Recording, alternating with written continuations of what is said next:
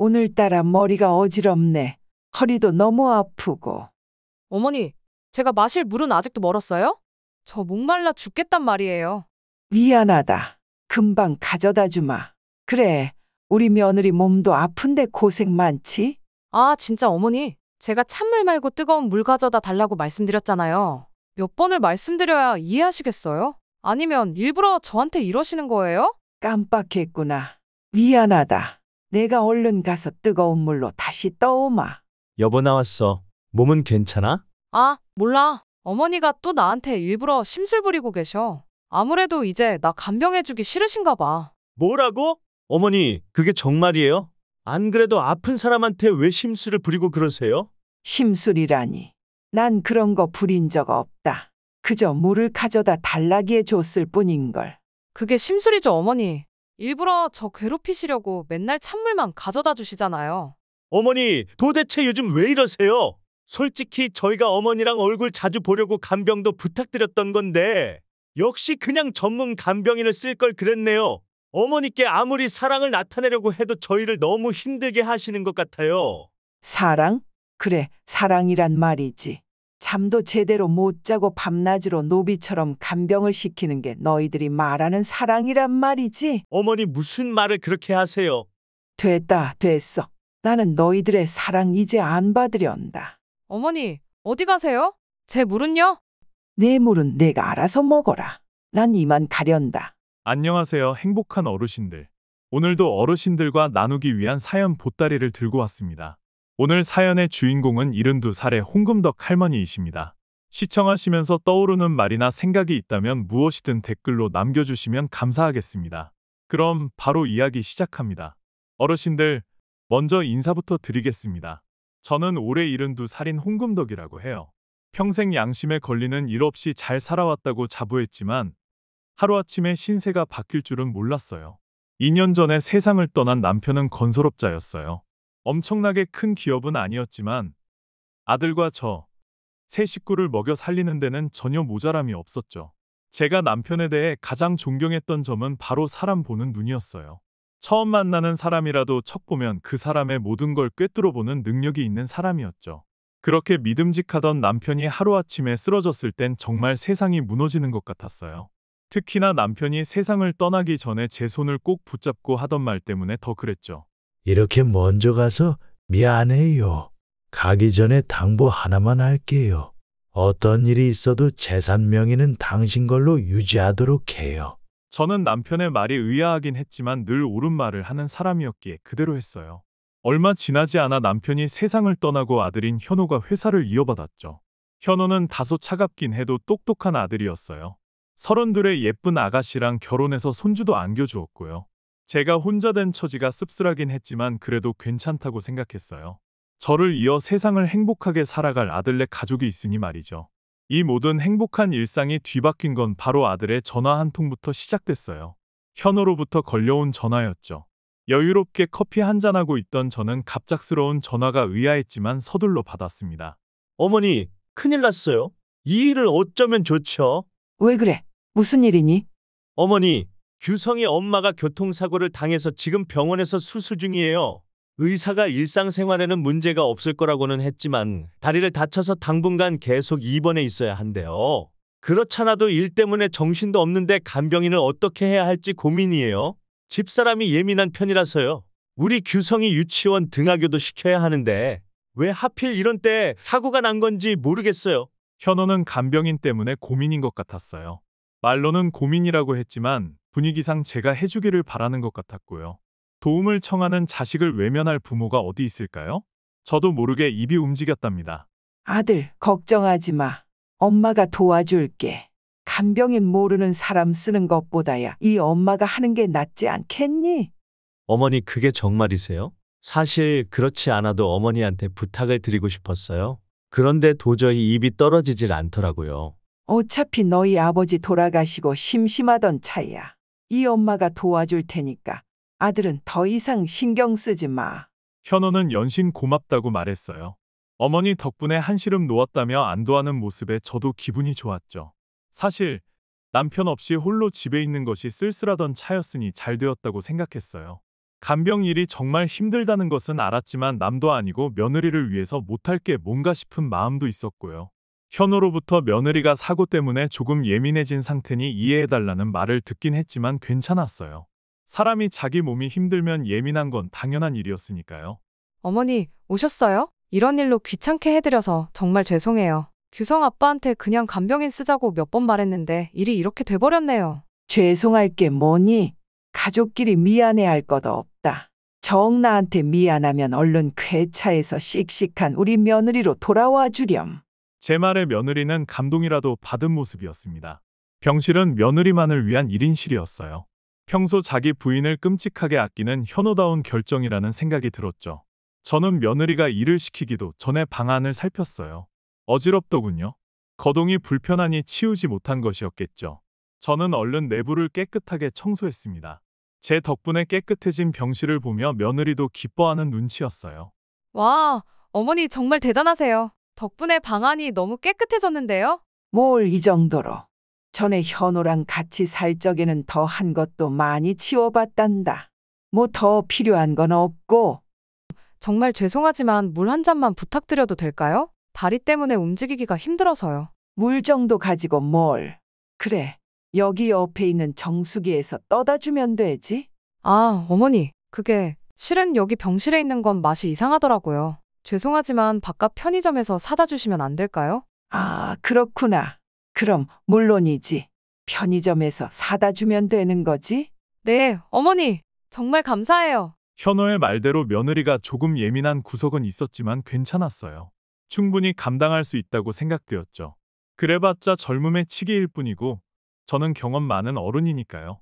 저녁에 현호가 퇴근하고 나면 손주 규성이까지 온 가족이 병실에 모였어요. 제가 가장 좋아하는 순간이었죠.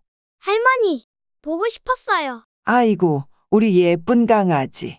할머니가 그렇게 보고 싶었어? 네, 아빠가 그러는데 할머니가 이제 저 데려다 주신다면서요? 그래, 맞다. 맞아. 우리 예쁜 강아지를 이 할머니가 당분간 맡게 되었단다. 앞으로 잘 부탁하마. 뛸 듯이 기뻐하는 규성이의 모습에 아들 부부도 행복하게 미소 지었어요. 무엇보다 제가 행복했죠.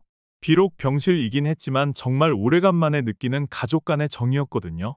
오길 정말 잘했다는 생각이 들었지요. 며느리는 수술한 부위가 아픈지 밤낮으로 끙끙대었어요. 특히 제일 힘든 건 새벽녘이었는데 수시로 잠에서 깨는 게 느껴졌어요. 하지만 시어머니인 제가 간병인이라 그런지 힘든 걸 내색하지 못하는 것 같았고요. 저는 딱한 마음에 그만 입을 열고 말았죠. 아가, 힘들면 새벽에도 참지 말고 날 깨워서 뭐든 부탁하려무나. 네? 에이, 어떻게 그렇게 해요, 어머니. 저 괜찮아요. 그냥 잠깐 아픈 거니까요. 무통 주사 맞으면 버틸만 해요. 어제 새벽에도 밤새 잠 못 자고 끙끙대는 거 다 들었단다. 가족 좋다는 게 뭐니? 참지 말고 잔심부름이든 뭐든 나한테 시키거라. 어머니, 정말 감사해요. 며느리가 저를 꼭 안았어요. 그때 포옹의 온기를 느끼면서 정말 오래간만에 제가 누군가에게 필요한 존재가 되었다는 생각이 들었어요. 간병을 하길 잘했다는 생각이 들었죠. 하지만 그게 실수였어요. 어머니, 어머니, 응. 왜 그러니 아가? 물이요, 물. 빨리요.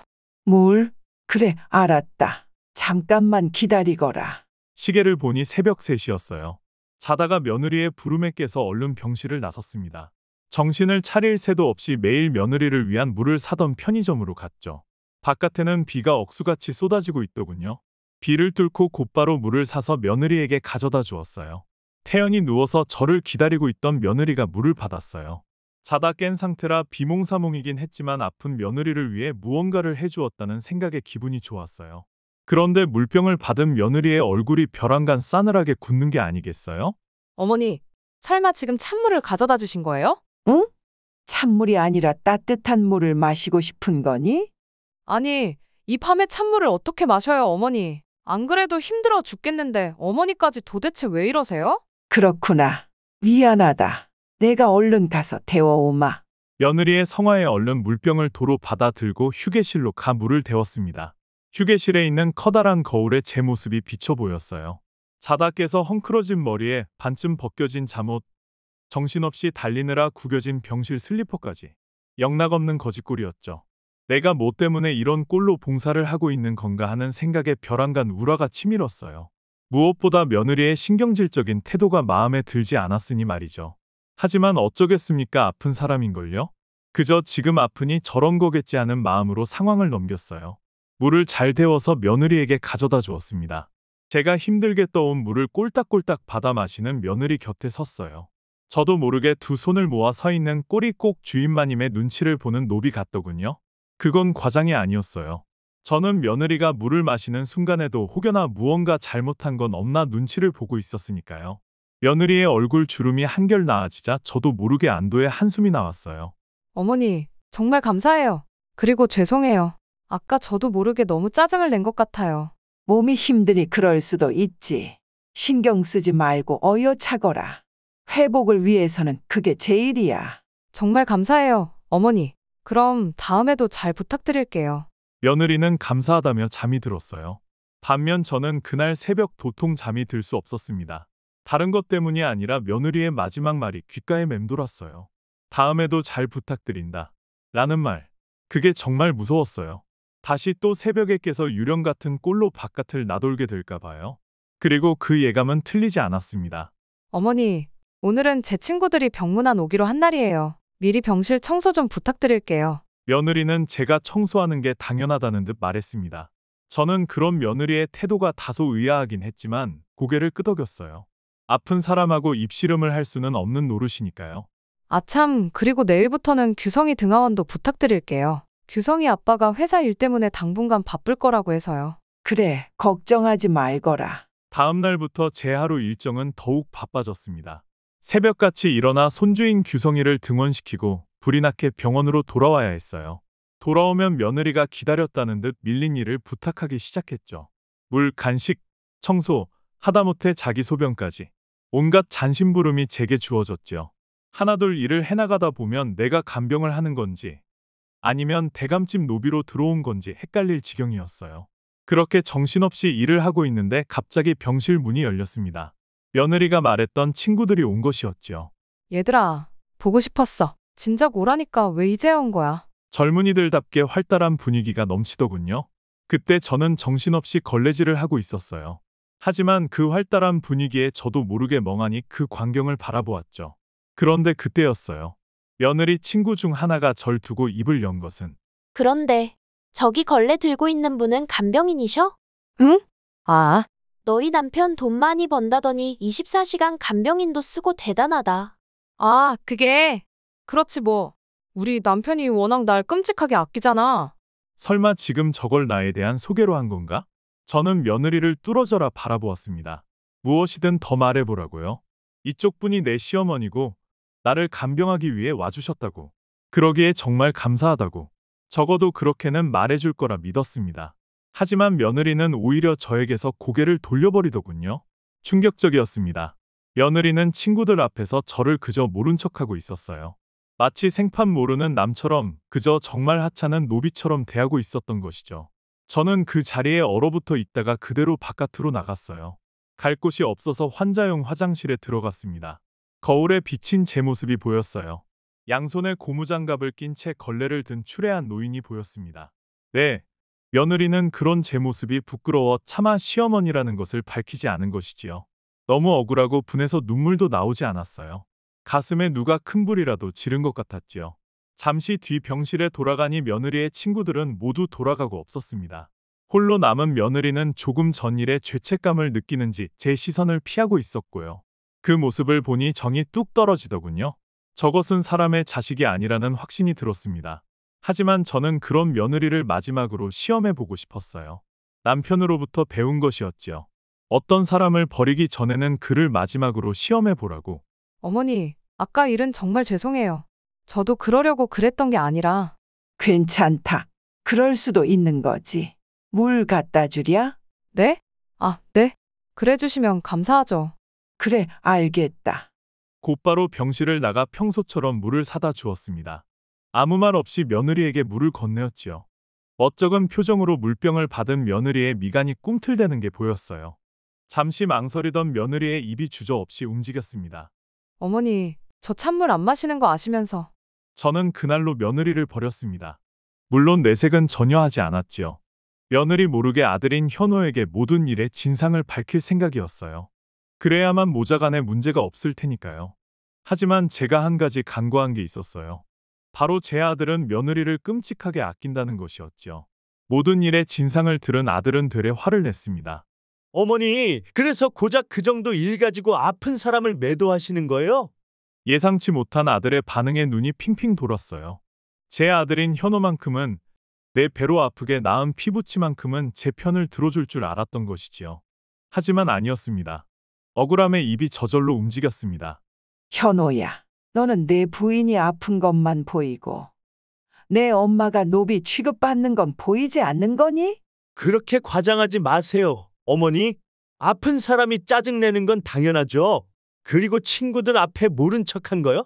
물론 그건 좀 심하긴 했지만 어머니도 조금 신경을 쓰셨어야죠. 그게 무슨 말이니?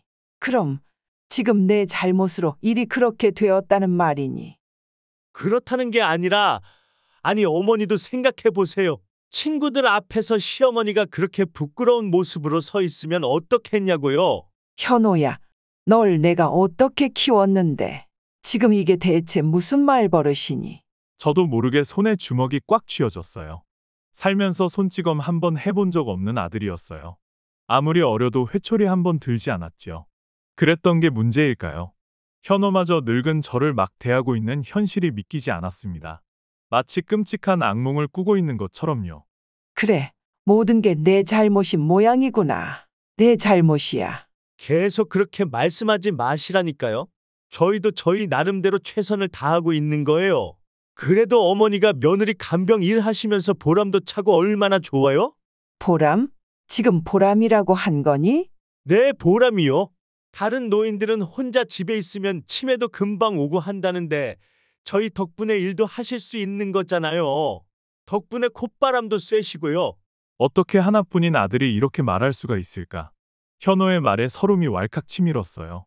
저도 모르게 말이 쏟아져 나오게 되었지요. 내가 너희들 덕분에 일을 하고 있다고. 그래, 맞다. 그래서 이 나이에 새벽같이 일어나서 규성이 등원, 하원을 다 혼자 하고 있지. 그것뿐이냐? 며느리가 물 떠오라면 떠오고, 간식 갖다 달라면 가져다 주고, 소변 통도 버려달라고 하면 들고 나가 버린다. 내가 아주 호강에 겨운 삶을 살고 있었구나. 왜 자꾸 저랑 싸우려고만 하시는 건지 모르겠네요. 어머니, 말이 나와서 말인데요. 아, 정말 이렇게까지 말씀은 안 드리려고 했는데 사실 규성이 데려다 주시는 것도 저희 입장에서 조금 곤란해요. 어머니 매일 화장도 제대로 안 하시고 너무 할머니처럼 입고 가시니까 규성이가 싫어한다고요. 할머니 냄새 난다고 다른 애들이 놀리나 봐요. 아들네 가족은 모든 일이 제 잘못이라고 하고 있었어요. 자기네 집안이 힘든 이유도 제 잘못, 규성이 관련된 일도 제 잘못. 모든 게 저희 잘못이라고 손가락질하고 있었지요. 네, 저는 이 집안의 불청객이었고 불협화음을 일으키는 존재였던 것이지요. 그것도 모르고 가족의 정을 느꼈다며 만족하던 과거에 제가 바보처럼 느껴졌습니다. 쥐구멍이 있다면 들어가서 영영 세상에 나오고 싶지 않았어요. 너무 서글퍼서 온 세상이 무너지길 바랐고요. 허탈감에 대충 고개를 끄덕였습니다. 빨리 이 상황을 벗어나고 싶었어요. 먼저 자겠다고 말한 뒤 며느리가 있는 병실로 돌아갔어요. 며느리가 잠시 저를 쳐다보더니 획 고개를 창가로 돌리더군요. 그 사이 현호로부터 연락을 받은 모양이었어요. 저는 아무 말 없이 병실 간이 침대에 몸을 뉘었어요. 그날 밤 병실의 인조 가죽 침대는 차디찼습니다. 마치 얼음장처럼요. 이 가족 내에서 제가 받는 취급을 깨달았기 때문이겠지요. 언제 잠이 든 건지 정신없이 잠을 자다가 도란거리는 대화 나누는 소리에 눈이 떠졌어요. 소리를 들어보니 현호와 며느리의 대화 소리였어요. 무슨 말인가 싶어 귀를 기울였습니다. 자기야, 나 진짜 더 이상 못 참겠어. 애초에 어머님을 간병인으로 쓰겠다고 할 때부터 내가 말했잖아. 나 이런 거 불편하고 싫다고. 조금만 더 참아. 이미 어머니 앞으로 된 재산 명예 하나둘 처분하는 중이니까 내일부터는 어머니 비위 좀 맞춰드려. 그래야 우리한테 유산이 문제없이 넘어오지? 그럼 그 다음에는? 어머니 재산 다 우리 쪽으로 넘긴 다음에 어머니는 어떻게 할 건데? 글쎄, 이제 나이도 있으시니까 요양원에 들어가셔야 하지 않을까? 자기 말로는 간병하시면서도 계속 깜빡하셨다며. 맞아. 약간 치맥기도 있으신 것 같아. 살벌한 말에 손이 벌벌 떨렸어요. 현호와 며느리는 몰래 절 요양원에 갖다 버릴 계획을 하고 있었던 겁니다. 그것도 모든 재산을 빼앗은 채로요. 인두겁을 쓰고 어떻게 이런 짓을 할 수가 있을까 하는 생각이 들었어요. 제가 자기들에게 나쁘게 굴었으면 모르겠어요. 하지만 그동안 밤잠을 설치며 간병을 한 저를 마치 도축해야 할 짐승처럼 처분하려 하다니요. 숨소리를 차분히 유지하려고 했지만 심장이 너무 뛰어서 그러기가 힘들었어요. 응? 어머니 일어나셨어요? 소리를 들은 걸까요? 순간 현호가 제 쪽으로 몸을 기울였어요. 저는 얼른 눈을 질끈 감고 숨을 멈추었죠. 아들은 집요하게 제가 자는지 확인하려 했습니다. 그 순간 1분 1초가 너무나도 힘들었습니다. 내가 잘 못 들었나? 무튼 난 이만 가볼게 자기야. 고생하고. 응. 사랑해. 나도. 아들이 병실을 나가고 나서도 저는 한참을 자는 척을 했어요. 마침내 며느리가 코 고는 소리가 난 다음에야 자리에서 일어났죠. 정말 무서웠습니다. 아들은 대체 어떤 생각으로 제가 자는지 확인한 것일까요? 만약 제가 자기들 이야기를 모두 들은 걸 알았다면 절 어쩌려고 했을까요? 지금도 섬뜩합니다. 저는 그 자리에서 짐을 챙겨 새벽에 병실을 나왔어요. 규성이 등원은 알아서 챙기라고 현호에게 문자를 보내놓고요. 지나가던 택시를 불러 잡아 집으로 향했어요. 다행히 비밀번호는 그대로였습니다. 곧바로 안방으로 가 금고를 열었습니다. 중요한 것들은 그대로 있더군요. 아직 아들의 손길이 닿지 않은 것이었습니다. 휴대폰으로 남편의 유언장을 담당하던 변호사에게 전화를 걸었어요. 제 앞으로 된 재산이 모두 제대로 있는지 확인한 것이었지요. 그러자 변호사로부터 놀라운 답이 돌아왔어요. 사모님 그게 무슨 말씀이세요? 며칠 전까지 아드님 통해서 재산을 처분하고 계시지 않았습니까? 가슴이 쿵 내려앉는 것 같았어요. 현호는 저를 간병인으로 보내놓은 채 몰래 제 명의로 된 재산을 팔아넘기고 있었던 거였어요. 고함을 지르듯 변호사에게 팔려고 내놓은 재산을 모두 원래대로 해놓으라고 했습니다. 얼떨떨해하던 변호사가 그러겠다고 하고는 현호가 자신에게 재산 처분을 위해 맡긴 인감을 돌려줄 거냐고 묻더군요. 저는 당장 그렇게 해달라고 했습니다. 그 뒤로는 곧장 변호사와 함께 은행과 제 명의로 된 건물들을 확인하러 다녔어요. 아들의 손이 닿지 않은 곳이 없었어요. 곳곳에 내놓은 걸 모두 다시 제 밑으로 돌려놓았지요. 이미 팔린 건 어쩔 수 없었지만 다시 회수한 것도 적지 않았답니다. 재산 명의를 제 것으로 유지하라던 남편의 성견지명에 정말 감사하던 순간이었죠. 어쩌면 남편은 어린 현호로부터 무언가를 꿰뚫어 보았을지도 모르겠다는 생각마저 들었어요. 재산이 제 이름 아래 안전하게 있는 것을 확인한 저는 곧바로 남편과 자주 들리던 별장으로 향했어요. 아들 내외로부터 연락이 온 건 다음 날부터였죠. 어머니 도대체 이게 어떻게 된 거예요? 제가 내놓은 땅이랑 건물을 도로 거두셨다니요. 아버지가 저한테 남기신 재산을 이렇게 멋대로 건드시면 어떡해요? 솔직히 말씀드리겠습니다. 저는 현호가 먼저 죄송하다고 말할 줄 알았어요. 그렇게만 해준다면 제 마음도 눈 녹듯 녹을 것 같았어요. 그러나 아니었습니다. 현호는 첫마디부터 저를 그저 재산을 훔쳐간 도둑 취급하고 있었지요. 심지어 자기 것도 아닌 것을 두고 말이에요. 참 뻔뻔하고 당당하구나. 예? 그게 무슨 말씀이세요? 그게 도대체 왜 내 재산이니? 너희 아버지께선 회사를 제외한 모든 재산 명의를 내 앞으로 남기셨다. 너 따위가 건들 수 있는 게 아니야. 못 믿겠으면 유언장을 보관하고 있는 변호사한테 가보든지 하려무나. 아들은 제가 달라졌다는 걸 금세 파악한 것 같았어요. 보통 독한 마음을 품은 게 아니라는 걸 알아챈 것이지요. 그러자 아들의 태도가 순식간에 바뀌었지요. 어머니, 가족끼리 정말 이러실 겁니까? 하나뿐인 자식한테 이러시기에요? 어머니 손주 규성이는 굶어 죽으라고요? 굶어 죽기는 무슨. 내 아버지가 내 능력껏 먹고 살라고 남겨주신 회사가 있는데 뭐가 걱정이냐? 하지만 그걸로는 입에 풀칠하기도 버거워요. 어머니? 어머니라고 부르지도 말거라. 도대체 어떤 아들이 어미를 노비처럼 취급하고 재산을 빼앗아 요양원에 갖다 버리려 한단 말이야. 휴대폰 너머로 굵은 침을 삼키는 소리가 들렸어요. 현호 녀석이 제가 그날 밤 모든 걸 들었다는 걸 깨달은 것이지요. 녀석의 긴장된 목소리가 들려왔습니다. 하지만 그 순간에도 저는 통쾌하기보다는 애간장이 녹아내리는 기분이었어요. 이제 곧 하나뿐인 아들에게 어떤 말을 해야 할지 알았기 때문입니다. 역시 듣고 계셨던 거군요. 저희 둘이 했던 이야기를? 그래, 하나도 빠짐없이 다 들었다. 덕분에 정신을 차리게 되었지. 내겐 고맙다고 해야겠구나. 자, 이제부터 내가 하는 말을 하나도 빠짐없이 잘 듣거라. 어머니? 그러지 마시고 일단 저랑 만나서 이야기해요. 나 홍금복은 더 이상 정연호 당신의 어머니가 아닙니다. 나 홍금복은 정연호 당신의 어머니라는 굴레에서 벗어나 완전한 자유인으로 살 겁니다. 어머니? 제발 정신 차리세요. 이러다 후회하신다고요. 나머지는 변호사를 통해 처리될 겁니다. 할 말 다 했으니 이만 끊습니다. 정연호 씨. 그게 현호와의 마지막 통화였어요. 수백 통의 전화가 왔지만 모두 무시했습니다. 제가 살기 위해서였죠. 이제야 깨닫지만 그때 당시 아들이 저를 요양원에 버리려 했던 것은 단순한 행위가 아니었어요. 살인 시도였죠. 늙고 병든 어미를 자기 입맛에 따라 이용하다 아무데나 갖다 버리는 것이니까요. 피 한 방울 안 섞인 남도 하지 않을 짓이었습니다. 지금의 저는 행복합니다. 고향으로 내려가 옛 친구들을 만나고 매일 같이 산책도 하며 인생을 즐기고 있어요. 가고 싶은 곳에 가고 먹고 싶은 것을 먹습니다. 그 누구도 제게 뭐라 할 사람이 없지요. 다만 한 가지, 가끔 남편에 대한 그리움 때문에 가슴이 사무치곤 합니다. 기둥같이 든든하던 남편이 있었다면 현호가 저렇게 짐승 같은 짓을 했을까 싶기도 하고요. 하지만 그런 남편에 관한 생각 때문에라도 정신을 바짝 차리려고 합니다. 남은 인생을 남부끄럽지 않게 살아야 나중에 남편을 만나더라도 무엇라 할 말이 있지 않겠어요? 그저 하루하루를 행복하게 남을 도우며 살려고 합니다.